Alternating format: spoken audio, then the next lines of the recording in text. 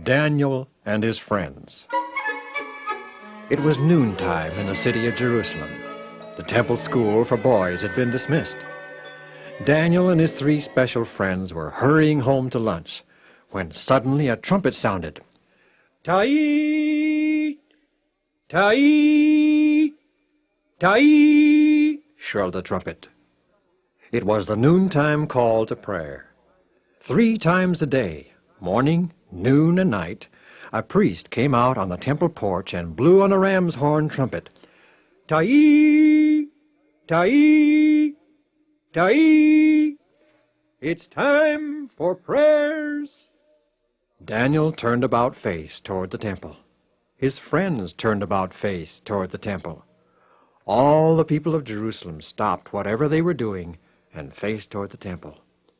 With heads bowed, they prayed to the God of heaven. At home, Daniel's mother served pulse for lunch. Pulse is food like beans and vegetables, brown bread, berries, and dates. Daniel liked pulse. Pulse would make him grow tall. Pulse would make him grow strong. Pulse would make him get good grades in school.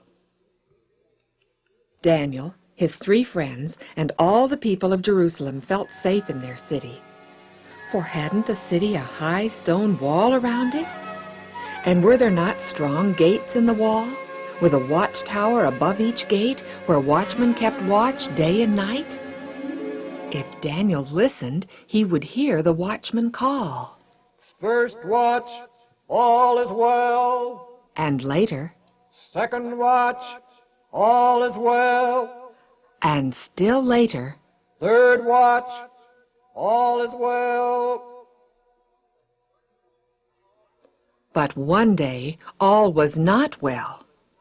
The watchman hurried out of the watchtower, blew a warning blast on his trumpet, and shouted. "An enemy approaches." Quickly the gates were shut and barred. Men mounted city walls. Boys climbed rooftops.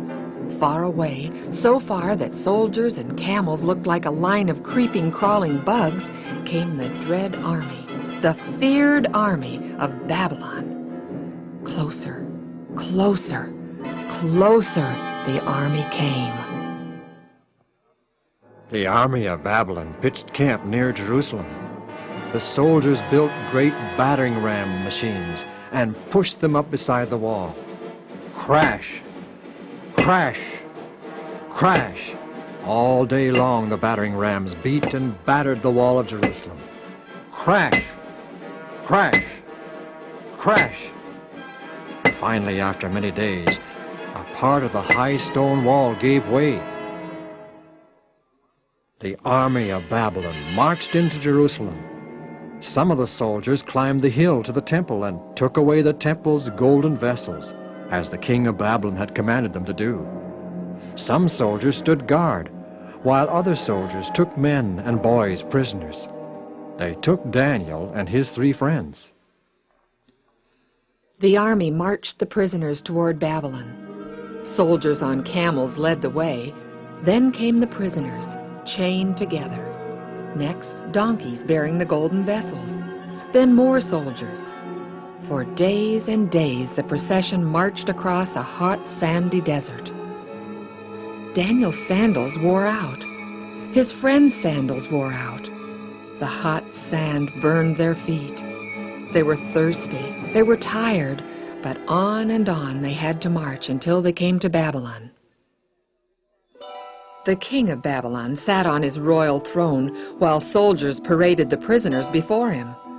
Said the king to the captain of the army, "Choose boys from among the prisoners, goodly boys.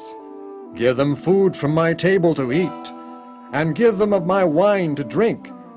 They shall go to school for 3 years to learn the wisdom of Babylon." Daniel and his 3 friends were chosen. Prince Melzar was given charge over all the boys. That evening, Daniel and his friends talked together.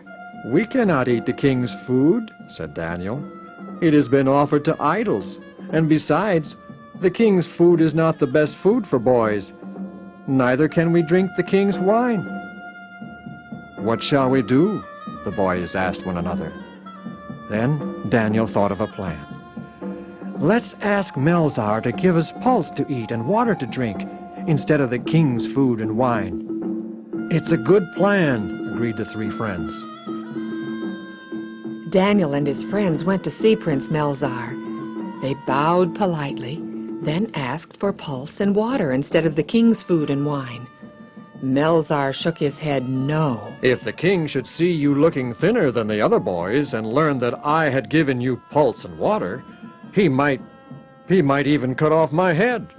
Please try us for 10 days, begged Daniel. So Melzar agreed to give them pulse and water for 10 days. Then we shall see, he said. Although Daniel and his friends were far from home, and there was no sound of a ram's horn trumpet to remind them, they did not forget to pray. Morning, noon, and night, Daniel opened his window toward the temple back in Jerusalem and prayed to the God of heaven. He asked God to bless the pulse and water, and to please let it make them strong, so that Melzar might know that pulse and water were better for boys than the king's food and wine. When 10 days had passed, Prince Melzar called all the boys before him. He looked at their faces. He felt their arms. He found that Daniel and his friends were fairer and fatter than the boys who ate the king's food and drank the king's wine. So, ever after, during the 3 years of school, Prince Melzar gave Daniel and his friends pulse to eat and water to drink. 1, 2, 3 years went by. School was over for Daniel and his friends. They had grown taller. Had they grown wiser? The king himself would test them. Daniel and his friends, dressed in clean clothes, with hair combed and sandals polished, stood before the king of Babylon. The king asked them question after question, and lo, the king found Daniel and his 3 friends 10 times wiser than all the wise men of Babylon.